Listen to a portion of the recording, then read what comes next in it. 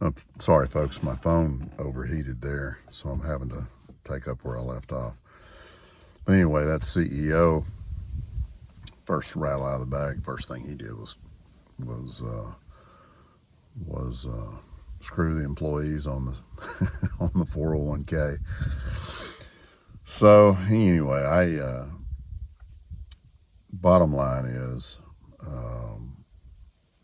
the job security in that environment.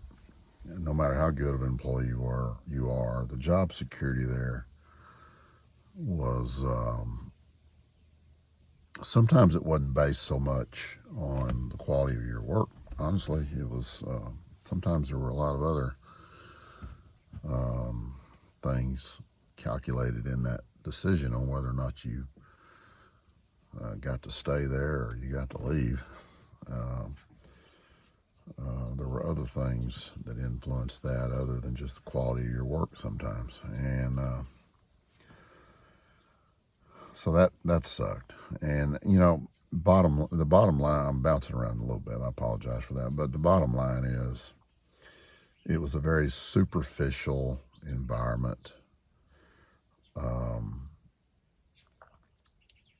with a lot of distractions.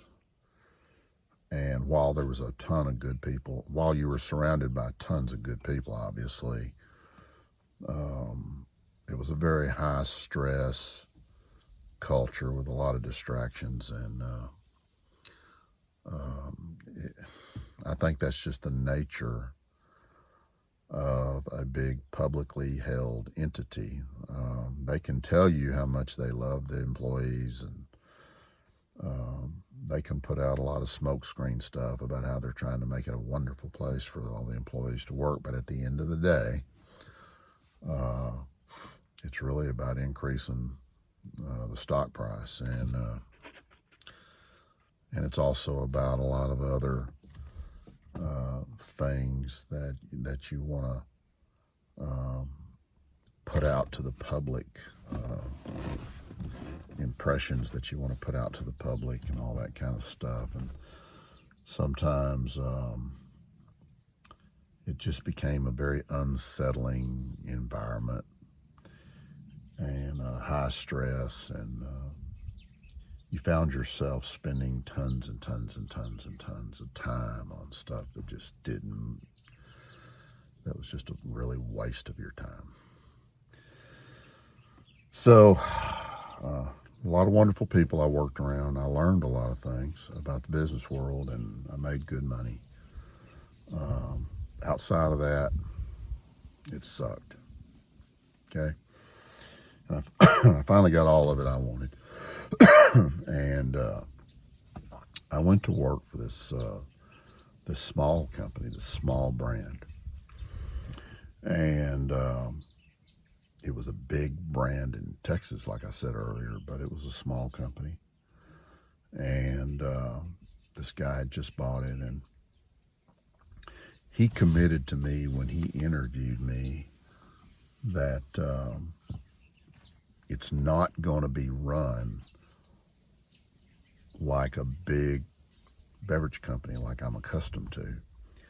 And he knew exactly what I'm accustomed to because that's where he came from too. And he made a commitment to me that we're not going to be bogged down with all those stupid politics and busy work and distractions and all that. We're all just going to be focused on growing this brand, turning it into something special. And that's all we're going to focus on. We're not going to spend a bunch of our time posturing and just doing busy work. And he kept his word. I worked there for 11 years until he sold the company, and it was the best 11 years of my life, my business life. He basically just left you alone. You know, he told you what he wanted. He told you what he would like to see happen. He made sure you were given the tools you needed, and the information you needed, and the financial support you needed. And then you had to go make it happen. I mean, you couldn't screw off. You had to go get the work done, which I'm fine with that. And because I knew the owner, and I was connected to the owner,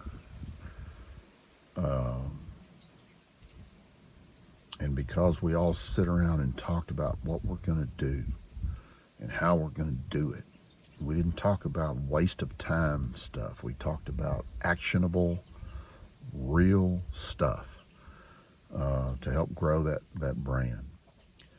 And he paid me good. I actually made more at the big company, but he paid me plenty good for what I was doing for him. And the benefits were amazing. And he was a generous person from that standpoint, as far as what he paid you and the benefits that he provided for you. And the people that worked there were great, and we were all on the same page. And because it was a small company run by basically one guy, I mean, I don't think we got up to 100 employees. I don't think. Maybe we did, but I'm gonna say throughout most of my time there, it was something like a 60 to 100 person employees, something like that. We did a lot of travel. You know, most of us had to do a lot of traveling and entertaining our customers and making a lot of sales calls and all that. But it was fun, and the reason why it was fun is because there was an entrepreneurial spirit there. And we were all on the same page. And there wasn't a lot of constant thoughts about restructuring. And he never spent any of his time thinking about what he needs to do to cut the payroll and make people work even harder and pay them less. And, you know, there wasn't nothing like that going on. If you did a good job, he took care of you, bottom line. And if you didn't do a good job, you probably weren't going to be there all that long. And I'm okay with it. You know, all of us should be okay with that. And I had such a sense of accomplishment working there because I had the freedom to focus on the task at hand. And man, we turned that place into something special. We turned that brand into something special. And a big old entity bought it from him and the investors. And he sold it for a lot of money. And so he made a lot of money. I know he did. And I don't know every detail about it, but I know he made a lot of money. But here's where it went bad. And here's where I had to walk away from there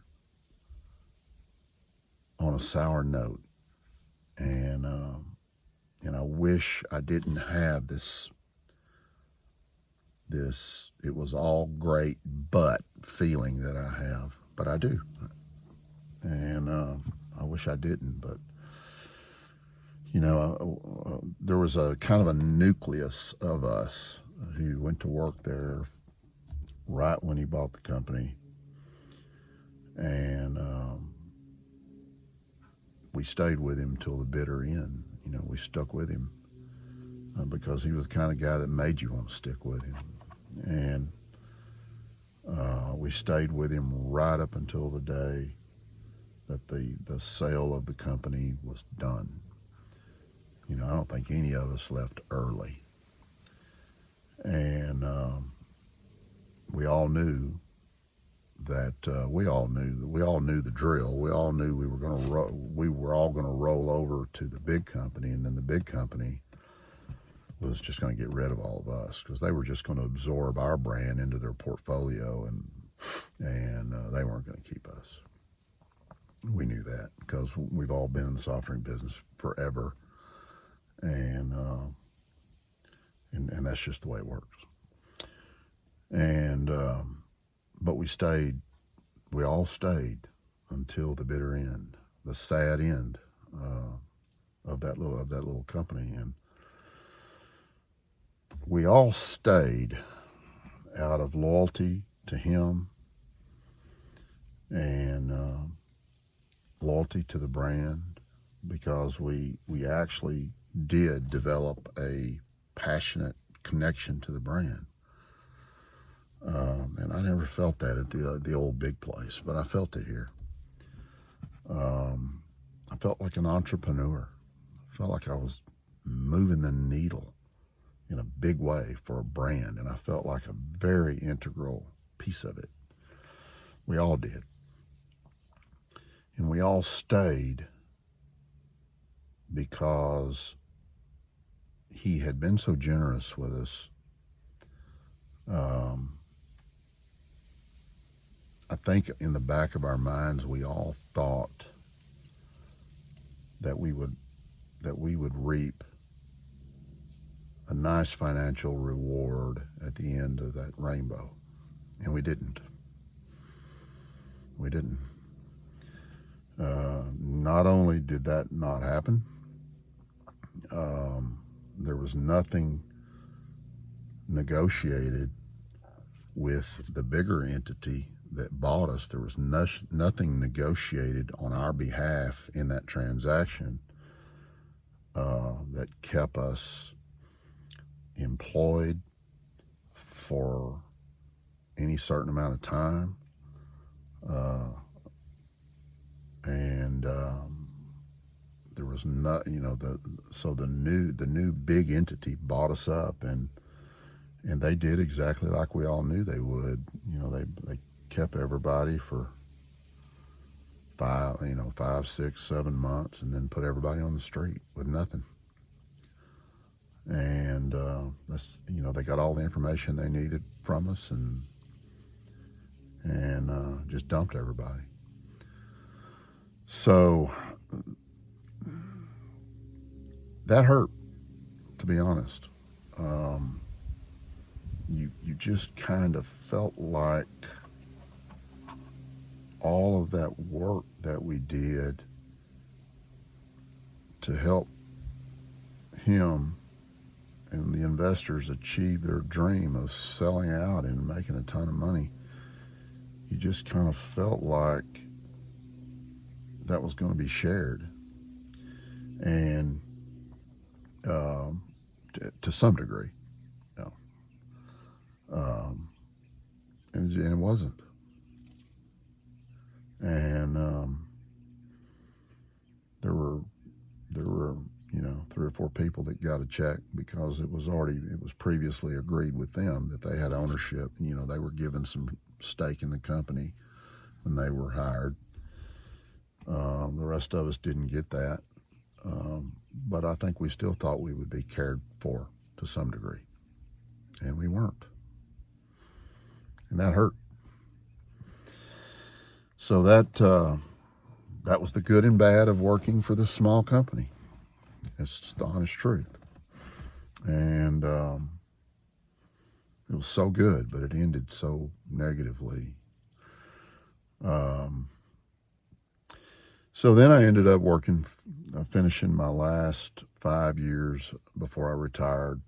I had 5 years to go before I retired, and I could have went back if I wanted to, back into the big company scenario. I had 1 or 2 opportunities I could have taken advantage of, but I remembered that world, and I remembered why I quit, and I didn't want to go back into it. So I had an opportunity. This guy reached out to me that was starting this little beverage company in Dallas, that had this little small beverage company in Dallas that was really flourishing. And this guy knew how to make a beverage. He had a very when it comes to product creation and chemistry and the production and the chemistry of creating a beverage and all that, this guy was a genius. and his stuff was so good. But he did not know how to market anything. He didn't know how to sell anything. His products were just doing so. His products were taking off, and but he didn't know how to. He didn't know what he was doing. He knew how to make the stuff, but he didn't know how to sell it or market it or deal with the customers or honestly, he didn't really know. He had no clue how to manage employees or anything. So he walked up to me one day at a show right before I left the previous company, and he told me, I got something special and I need your help. He said, I'm doing, I don't remember what it was, $200,000 or $300,000 worth of business, something like that. And he said, I need somebody like you because this thing is growing beyond my ability to deal with it, and there's a whole lot about this that I just don't know what I'm doing, and you're exactly what I need. And that happened right as the company I was working for was about to be sold. And I told him, I said, well, okay, I mean, this is a godsend. You're walking up to me. I don't want to go back into the big company scenario. I want to stay in a small company situation. I want to feel like an entrepreneur. I want to feel like I'm helping somebody who grows a brand from a grassroots level. I want to continue that feeling. And he walked up to me with this opportunity just out of nowhere, right as my previous situation was dying, and I'm like, oh my God, this is a godsend. And I told him, I said, I will, I negotiated pay with him and all that, or my base pay. And I told him, I said, I'm not leaving this person I'm with now, though, until the papers are signed and he's got his check. I'm not bailing out on him early. So you're going to have to give me a few months.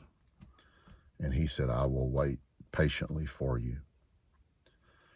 And I'm like, wow, the good Lord has really touched me on this deal. This is coming along at the perfect time. And so I ended up going to work for this little micro company that had all this potential. And to make a really long story a lot shorter with this deal, it was a great product, but it was owned by a very dysfunctional guy. I mean, I don't really know any other way to put it. I actually loved the guy, but he had a lot of demons, and he had a lot of personal demons that he was dealing with, and but I felt sorry for him because he had something. I don't know if I felt sorry for him. I had a lot of empathy for him. I don't really know how to explain it, but he needed me, and I appreciated being needed, and so I went to work for him, and I didn't. He told me if I accomplished certain things, that there would be a lot of financial reward for me, and he was very specific about it. And I accomplished everything he asked me to do in those 5 years, even in the midst of COVID. And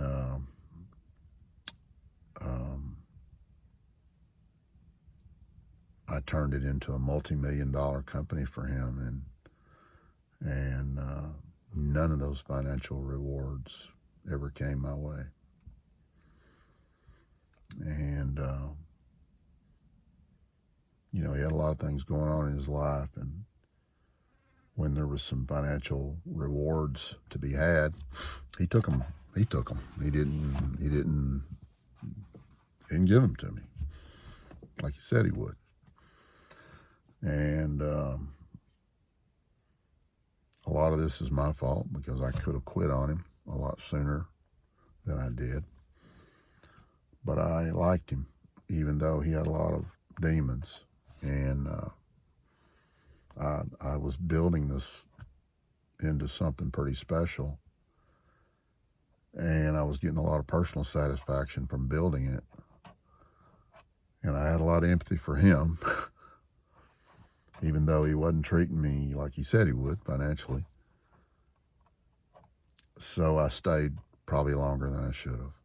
So I didn't get a lot of financial rewards from that I was expecting, which would have helped me better prepare for retirement. And, I could have made a big deal out of it. And, I had some things in writing he was going to do, but that he never did. So I guess I could have, I don't know what I could have done legally, if anything, but he got cancer at a little later on, so that made it, so I'm just not gonna fight with him over what he should or shouldn't be doing for me when he got cancer. So I told him I'd give him 5 years, and I did it. And I turned it into a multi-million-dollar company before I left. He was still battling cancer. He ended up dying, and after I left, but I didn't leave until I felt like what I was doing was being left in good hands. I didn't just bail out on him while he was sick, and I stayed the exact number of years that I told him I would. So I kept my word, and I did what I was supposed to do. But a lot of what I was expecting never happened financially.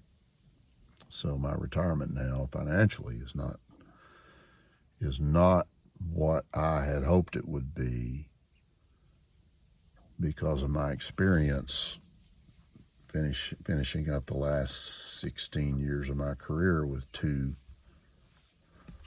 small companies. So, I know a lot of you out there are like, well, you should have negotiated better, and you should have got this in writing and that in writing and all that kind of stuff. Yeah, maybe I should have done a lot of things different than I've done in my life, and I'll let y'all take from all this whatever you want to take from it. And maybe that's what you should take from it. If you're going to work for a small company, maybe you should ask for some share ownership in the company early on, and then when you're not being financially paid like you're supposed to be, you deal with that better than I did, or whatever. I'm just telling you in this video the pros and cons in my life of working for big companies and small companies. And that's how it all happened for me. May not happen that way for you. Maybe it happened. It's not all, and obviously it's not all bad. I'm just giving you the good and the bad. And some of the bad may be because I didn't handle it, all of it, like I should have. I don't really know. I'm not looking back on any of it with a whole bunch of regrets. It just kind of is what it is, and I'm happy right now. So I'm not in a financial position that I should be in, but I'm doing okay. I'm getting by, and I'm not sick. Knock on wood. I'm not sick. Not right now. Not today. And I got a wonderful family, and I got a wife that I adore. And so I'm not sitting here complaining. I'm just sharing with the public my 43 years in my industry, working for a big company and a little company. And that's the pros and cons of both for me. So if you like these stories I tell, then please subscribe to my channel and share and like this video and share it and hit the notifications bell. I don't do videos very often, And if you kind of like my videos, if you'll hit the notification bell, it'll let you know when I put out a new video. I think that's how it works.